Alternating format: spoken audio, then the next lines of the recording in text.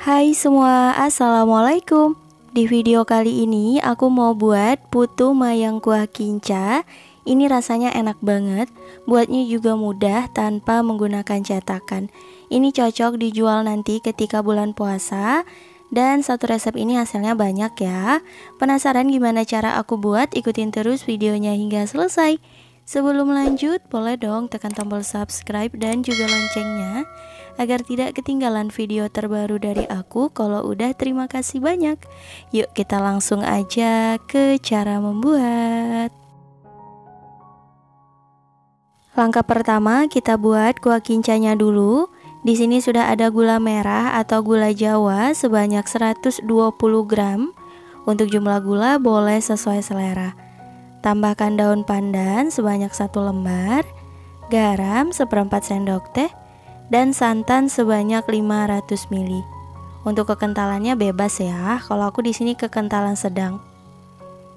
Dan juga kita siapin larutan tepung maizena. Di sini aku menggunakan 1 sendok makan tepung maizena dilarutkan dengan sedikit air. Kita sisihkan dulu. Dan ini kita masak menggunakan api sedang dan terus diaduk hingga mendidih. Setelah mendidih, kita kecilkan api kompornya dan tuang larutan tepung maizenanya. Kalau misal nggak ada tepung maizena, mau pakai tepung tapioka juga boleh ya. Tujuannya ini hanya untuk membuat kuah kincanya ini lebih kental teman-teman. Dan lanjut kita aduk cepat, kita masak hingga mendidih.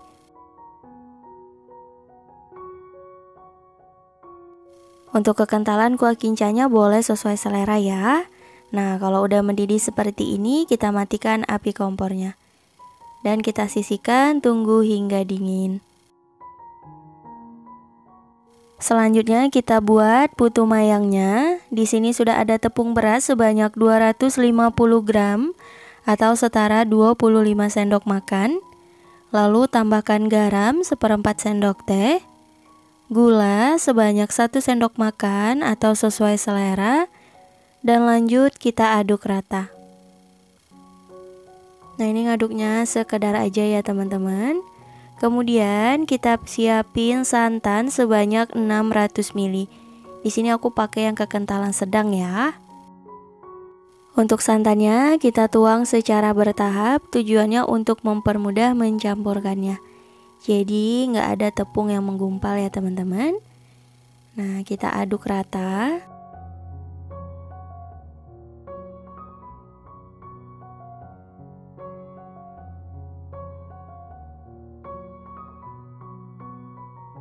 Setelah tercampur rata, lanjut kita masak di atas kompor. Nyalakan api kompornya sedang cenderung kecil dan kita masak hingga adonannya kalis. Selama proses memasak jangan ditinggal ya teman-teman, harus terus diaduk.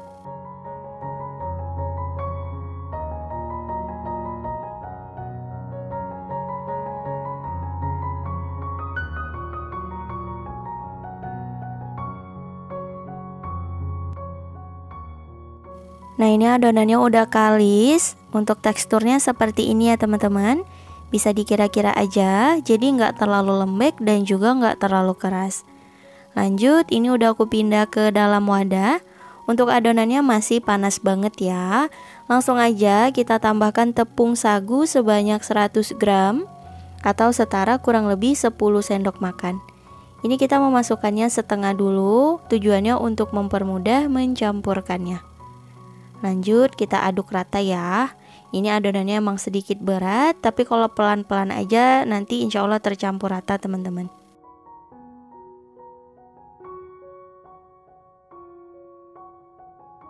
Nah, ini aku ganti menggunakan sendok nasi untuk mempermudah. Dan lanjut kita tambahkan sisa tepung sagunya. Dan diaduk rata.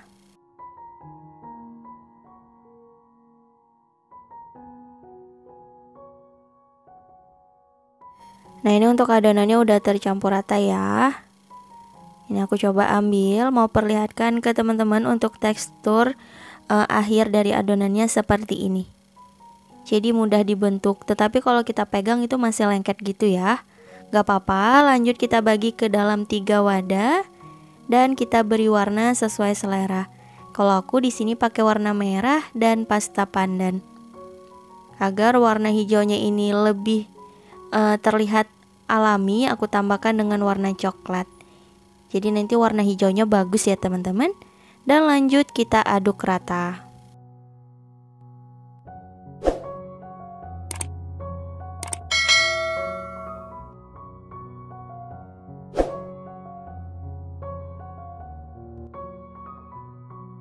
Nah, ini semua adonan udah selesai. Jadi ada warna pink, hijau, dan juga warna putih ya. Langsung aja ini kita cetak. Dan di sini udah aku siapin daun pisang yang dioles dengan sedikit minyak goreng. Ini untuk alasnya ya teman-teman. Lanjut kita semprotkan adonannya. Di sini aku cetak menggunakan plastik segitiga. Untuk tipsnya biar adonannya ini nggak terlalu terasa berat, teman-teman menekannya di ujung plastiknya seperti yang aku lakuin ya. Jadi nggak terlalu berat teman-teman. Untuk besarnya teman-teman boleh sesuaikan dengan selera. Kalau aku seperti ini aja udah cukup. Setelah selesai siap untuk dikukus.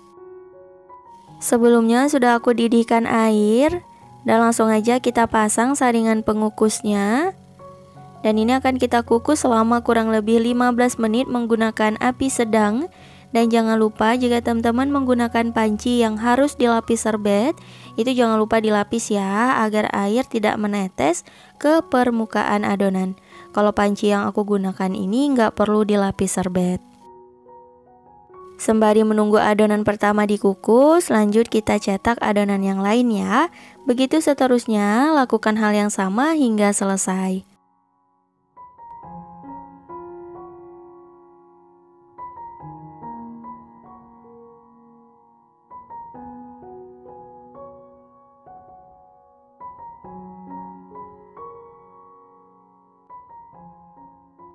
Setelah kurang lebih 15 menit, nah ini putu mayangnya udah matang. Langsung aja kita angkat dan lanjut kukus untuk adonan yang lain. Lakukan hal yang sama hingga selesai.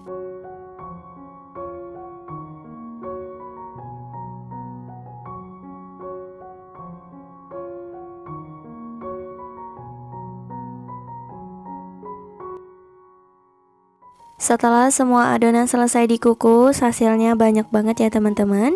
Kalau aku di sini sekitar 48. Langsung aja kita kemas. Di sini aku menggunakan bowl ukuran 200 ml. Untuk kemasan boleh disesuaikan aja. Dan untuk satu wadah ini aku isi 3 putu mayang ya. Untuk harga jual teman-teman bisa sesuaikan aja dengan harga jual di tempat teman masing-masing. Karena aku yakin udah pasti beda-beda ya.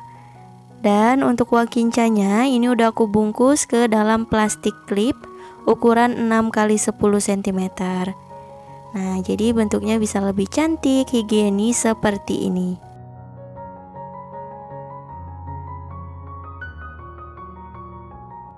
Nah, ini dia putu mayang kuah kincanya udah jadi. Kalau aku di sini sekitar 15 cup ya. Untuk harga jual 3.000 sampai 5.000 rupiah ini cocok kok teman-teman. Dan langsung aja ini kita cobain. Ini aku tuang kuah kincanya. Oh, terlihat ini legit, gurih gitu ya teman-teman. Nah, aku coba ambil.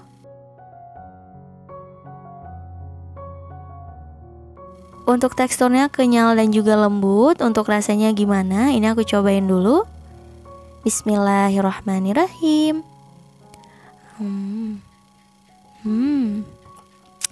Ini rasanya enak banget, manis, legit, gurih, dan kenyal juga ya. Ini kuah kencanya enak banget. Dan teman-teman bisa buat ini di rumah untuk menu berbuka puasa atau untuk ide jualan takjil. Ini mantap, buatnya mudah, dan insya Allah anti gagal. Nah, teman-teman bisa juga mengemasnya ditambah dengan stiker ucapan seperti ini, jadi lebih cantik dan menambah harga jual. Selamat mencoba ya, semoga berhasil teman-teman dan bisa menambah ide jualannya. Cukup sekian untuk video kali ini. Terima kasih banyak yang telah menonton.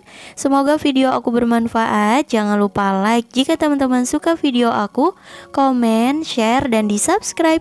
Insya Allah kita bertemu lagi di video berikutnya. Wassalamualaikum warahmatullahi wabarakatuh. Bye bye.